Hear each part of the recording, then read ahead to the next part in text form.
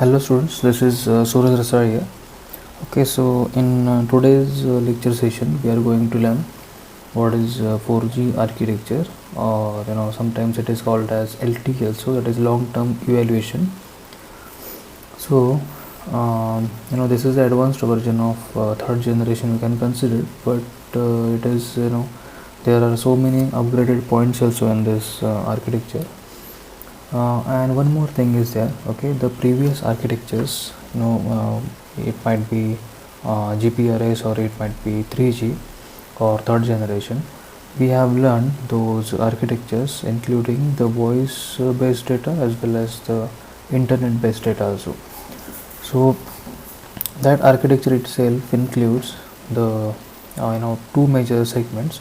First one is related to the GSM architecture, and another was the architecture which purely supports packet based data only, that is in short your internet based information.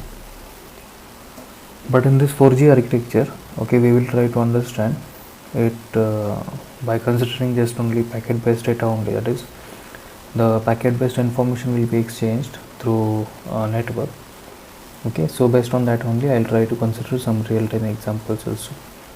So first of all, we will try to understand each component of this 4G architecture, and after finishing this theory part or its working part, then only I'll try to explain its working by considering some real time example. Just for revision, okay, here I have already opened the previous architectures also. Like while learning third generation architecture, okay, we already learned that how it includes the some part of GSM as well as some part of your packet switching data also. Okay, for more information you can open this GSM PNG also. Okay, so this is purely GSM based architecture, okay, where EIR, AUC or MSC, JMSC, BSC, HLR, what is the role of VLR. So we have already learned the roles of those respective architectures. So again, if you see this third generation architecture, some of the components are a little bit similar if you compare same thing with GSM. So some components are already included in third generation architecture from GSM itself, but if you try to consider again today's architecture, that is fourth generation architecture, in short it is LTE. So this architecture is purely a packet switching based architecture, or packet based data will be exchanged only. So here again, in previous sessions also we have already learned, okay, what is the role of, that is how does the connection is happening. Okay, so we already learned, okay, through which steps first of all the connectivity is done, that is network connectivity. Okay, now in short, what is this functionality is like, very simple example you can consider. Let's say if you have turn on or switch on your mobile phone, then how does it is get it connected to the internet service providers, and how does the network access is happening, or how does the network access is provided to this particular end device, okay, from this internet service provider. Now here for understanding purpose, okay, you can consider that this whole part including this EUTRNs and EPC, okay, this is a part of, in short, your internet service provider. Okay, so this is just only for understanding purpose. You can consider there are so many components too in internet service provider, but with respect to the 4G architecture, okay, these are the components available within internet service providers office. So first thing is how does the connection is happening between this end device and this architecture is basically, we already learned that when this mobile device will be turned on, it will try to search the nearest wireless station. Okay, so in this case also the wireless stations are called as E node B. Okay, so E node B is capable to handle the 4G based 4G spectrum, that is the bandwidth, the capacity of the channel, or how does the information is exchanged, how many users can be connected. A lot of information is um, different than the third generation architecture in this eNode B. Okay, like it supports a variable bandwidth also, like 1.4 megahertz, 3 megahertz, or 5 megahertz. Okay, so it can support say 1.4 megahertz, okay, to 20 megahertz. Okay, so this is the maximum level of this wireless station basically, which is called as eNode B. So it can support approximately this bandwidth you can consider, okay, which can vary between 1.4 megahertz to 20 megahertz. Now again, it has the bandwidth is fine, but its information exchange speed, that is internet speed, you can consider, or the information exchange speed is the downloading link is approximately 300 mbps, okay, and the uploading link speed is maximum 75 mbps. See, again I'm repeating same thing, okay, this is with respect to 4G or LTE architecture only, okay, and this is the standard data rate is only for the the standard data rate is only through wireless station. Don't consider this wired medium here between this eNode to eNode. I'll let you know what is this part is, but this uploading and downloading link speed is just only between this user equipment and eNode B. Okay, in previous cases we might be have called your mobile device or end device as a mobile station. Okay, so in this case it is called as user equipment. Now again, obviously there are so many differences between this eNode B and the wireless stations which are used in 3G or GPRS architectures. So obviously modulation, demodulation techniques are different. Then how does the multiple access is happening between the multiple wireless stations or the wireless station and the end devices. So it again varies between this 4G architectures eNode B and the previous eNodes used in the rest of the architectures. So this is what is eNode B is. So basically it is one kind of wireless station you can consider, which is named as eNode in 4G architecture, and obviously there are so many upgradation points also in this 4G architecture also. Now next point here is, okay, so again you should remember one more important point here is, okay, so when the connection is done through this wireless station in short, okay, or through this eNode B, first of all, again in similar manner, okay, as I had already explained you in previous sessions also, that the connection will be happening, okay, that is the connection is the first step, okay, which will happen first of all, and through which only the device will have network access, as earlier also I had already mentioned this step. So this is the first step, is also very important step. So while delivering that connection request, okay, so this is connection request you can consider. So while delivering that connection request, as usual we already learned that it will include the information based on your subscriber identity module, your MSISDN, your international mobile equipment identity based information, and again other also. Okay, so in other also I had already told you that it will try to include the mobile, okay, what is the type of mobile device is being used, whether it is capable to handle 3G, 4G, GPRS or not, and so on. Okay, so based on that again the request will be delivered, and when the request will be delivered, this device will have access to the network.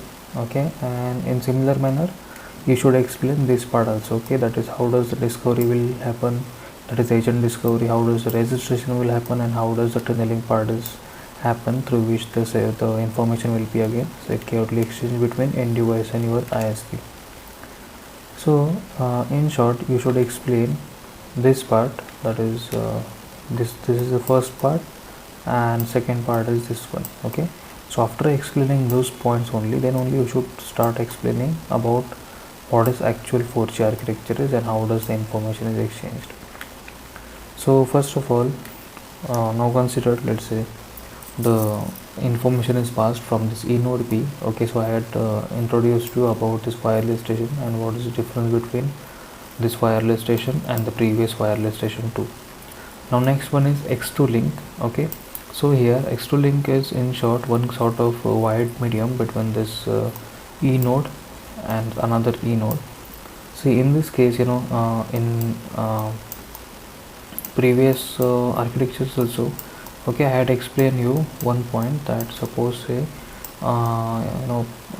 there is one wireless station who is connected to the internet service provider. Okay, and further that internet service provider is get receiving the information through the particular wireless station only, suppose.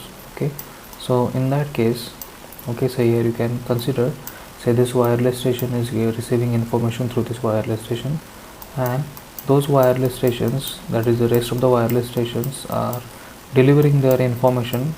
Okay, and we already learned, in first unit we already learned some assignment schemes. Okay, how does the multiple wireless stations share their information through a common channel, that is through this single available wireless station only.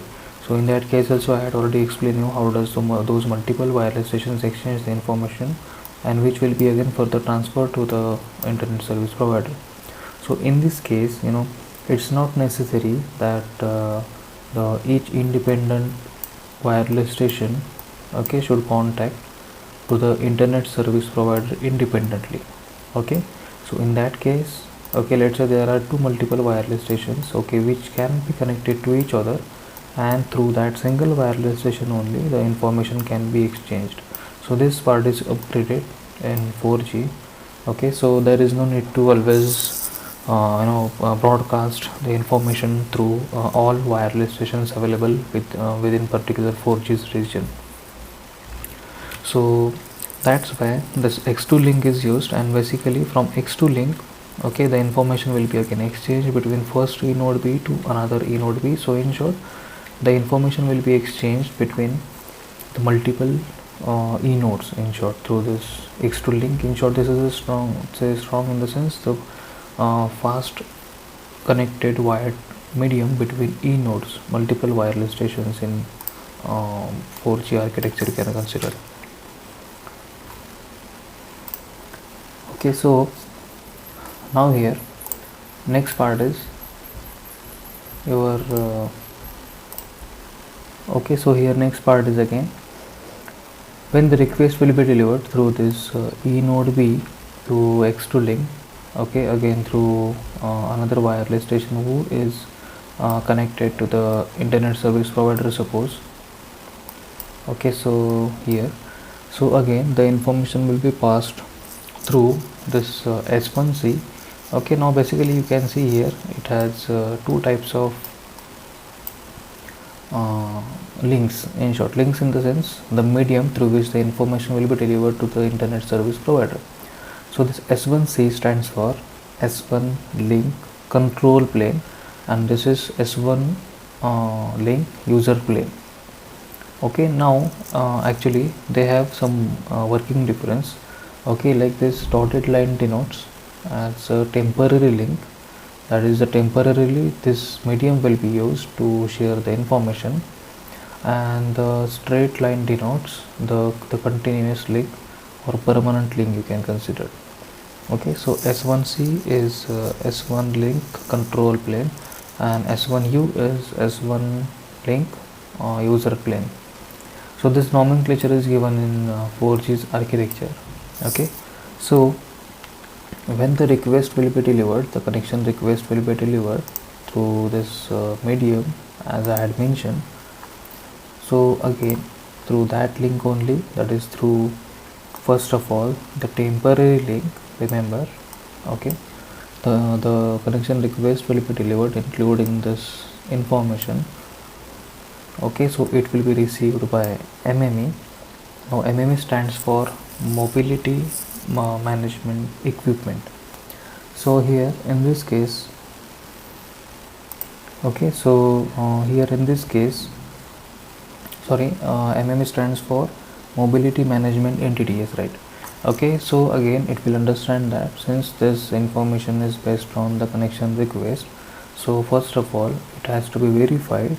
Okay, so it will be first of all delivered to the HSS. Now HSS stands for Home Subscriber Server.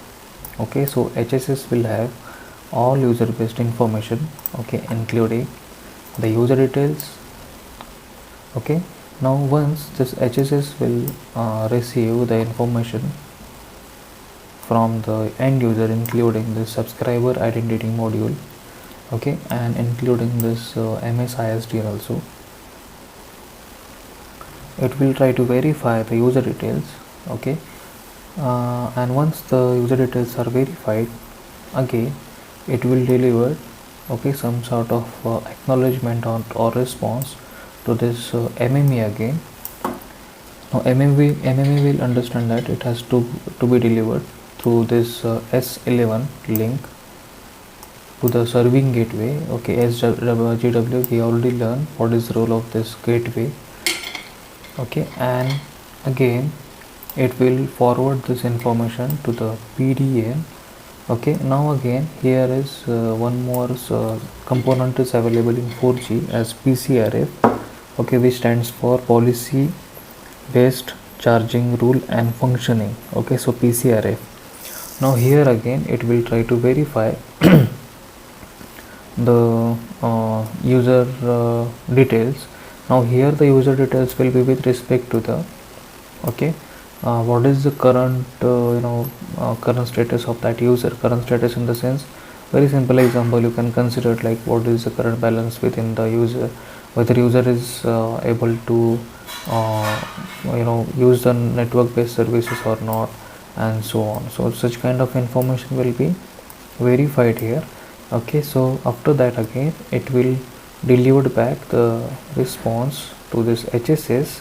So when this HSS will receive the response that everything is okay, including user details, user credentials, user policies based information, okay, like what is the current status of user, locality, region, and so on, current usage, everything. Okay, so it will be verified from this HSS now, and after that only it will generate the response,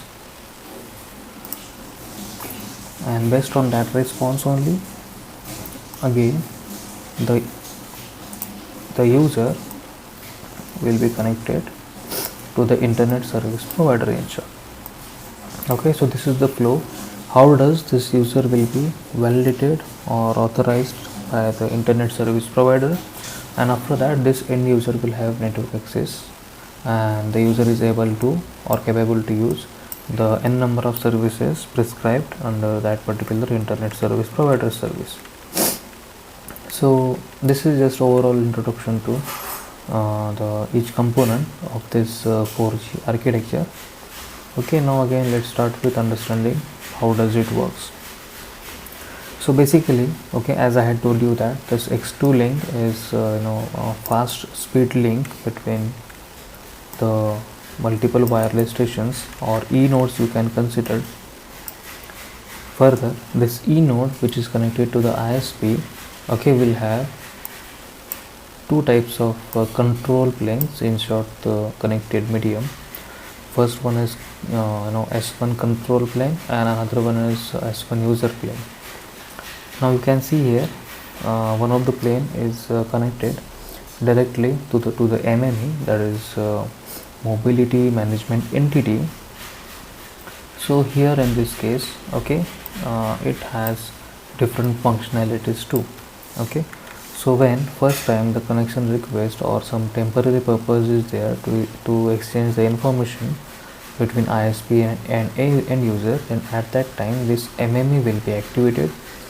Okay, that is this link S1C will be activated. Okay, like first time when the user is delivering the connection request to have network access, so at that time this temporary link will be activated. Okay, so through HSS again it will be verified. Okay, so again all information will be verified from this HSS end, including user details, okay, including all those past parameters are also verified. What is the current status of user, what is the current usage of user, what is which services has been prescribed by that end user, including everything. Okay, also in previous architectures we have already learned that the AUC, that is our authentication center, or EIR, or equipment identity registered. Okay, so equipment identity registered in the sense uh, whose role is to store the handset or the mobile device based information. So here in this case this HSS is doing all roles. Okay, so in short, you should remember one thing in this case again. Okay, while passing this information, that is this SIM based information, this ISP or this EPC will by default understand that this user is capable to handle this 4G architecture, or 4G based information can be exchanged between this end user and internet service provider. This is a very important part, just try to remember it. Just for understanding purpose only I am telling you this part. Okay, because very simple example. See, to use 4G architecture, basically all companies, okay, all telecom companies, it might be Airtel, Idea, or rest of the MNCs, any telecom companies.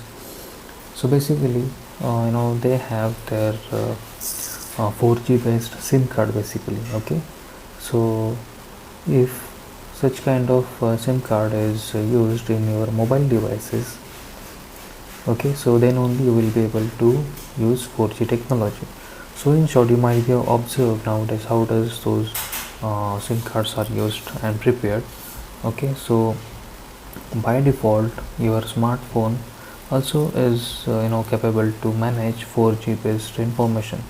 So it might be it's a SIM card slot. So if your smartphone has such a SIM card slots which are capable to handle 4G based information, then only you can insert or you can use 4G based SIM cards, which are designed even though in different manner. So basically when this request will be delivered, that is based on the SIM information, okay, so itself it is in the form of 4G supportive based information, always remember.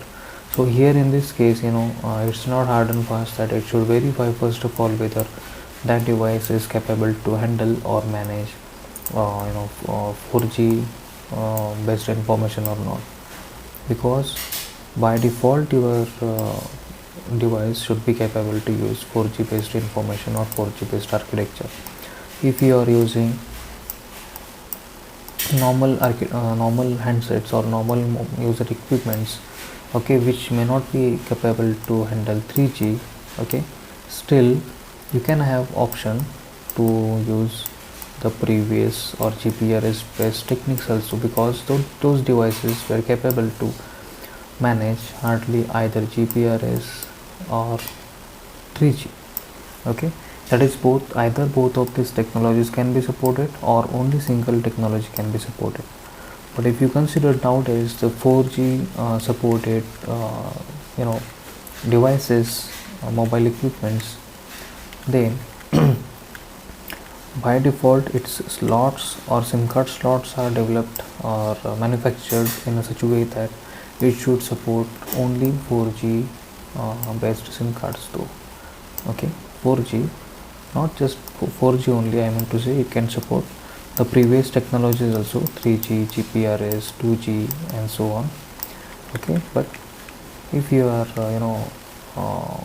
delivering the 4G based spectrum based information, okay, it will automatically understand that this device is capable to handle 4G based information. That's why in this case, okay, it's not hard and fast that it should verify the which kind of devices are used in 4G basically. As earlier as in previous architectures also, we had already gone through the same points, like how does the ISP is interested to know whether your device is supported that particular technology or not. Okay, so I hope you have understood what is the role of this HSS now.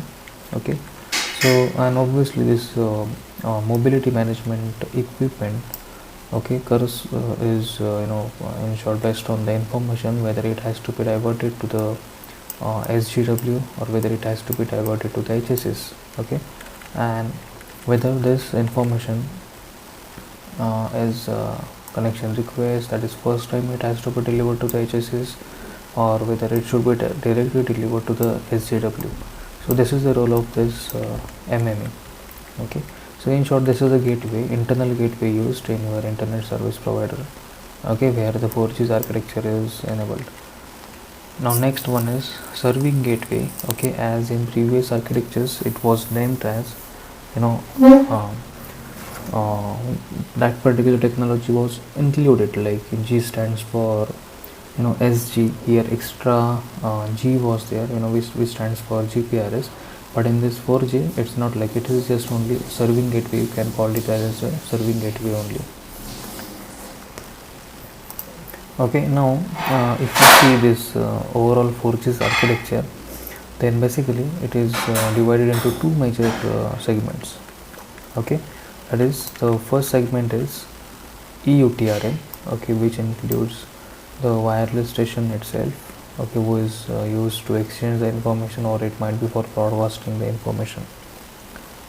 Okay, so evolve universal terrestrial radio access network, this is the full form for this EUTRN, and this EPC is nothing but evolve packet core, okay, which supports packet based information only. This is the meaning behind this.